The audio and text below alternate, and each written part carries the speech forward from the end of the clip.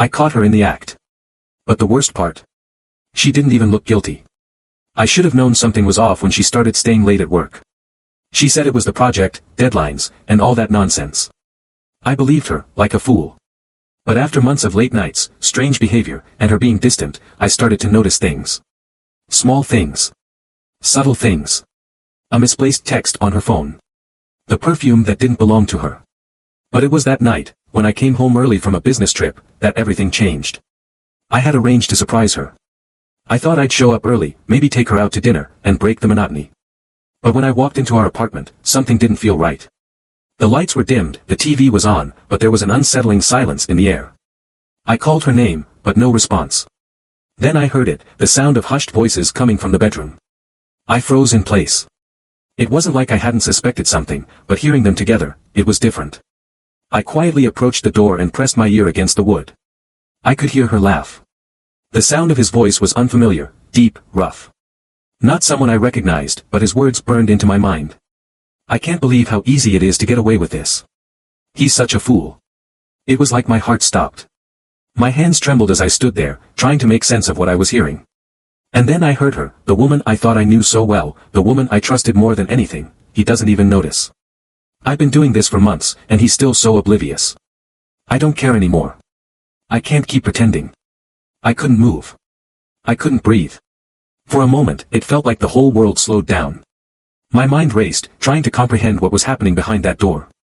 The betrayal cut deeper than anything I'd ever experienced. Then, something snapped inside me. I swung the door open. They were lying in our bed. Our bed. She didn't even jump in surprise. She didn't look shocked or guilty. She just stared at me, emotionless, like it didn't matter at all. The man beside her didn't even flinch. He just smirked and said, "Guess the cat's out of the bag, huh?" I wanted to say something, anything, but I couldn't find my voice. My chest was tight, my hands shaking uncontrollably.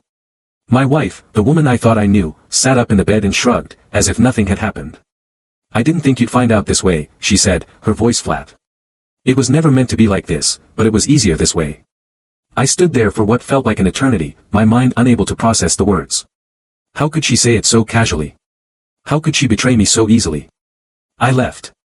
I don't know why I didn't stay and confront her. I couldn't. I was too numb. I moved out that night. I didn't even tell anyone why. The few friends I've told since then, they all ask how I could be so sure. The truth is, I don't need to explain it to anyone. The look in her eyes when I walked in that room told me everything I needed to know. But here's the kicker, the real part that chills me to my bones. After I left, she still kept messaging me. She wanted to meet up, to talk. And when I finally agreed, she said, "You really didn't know, did you? That was the point. You never knew. I never thought you'd find out." She said it like I was some kind of fool. But the most unsettling thing.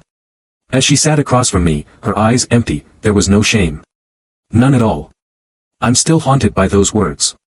And every time I close my eyes, I can't shake the feeling that maybe, just maybe, she was never really mine to begin with.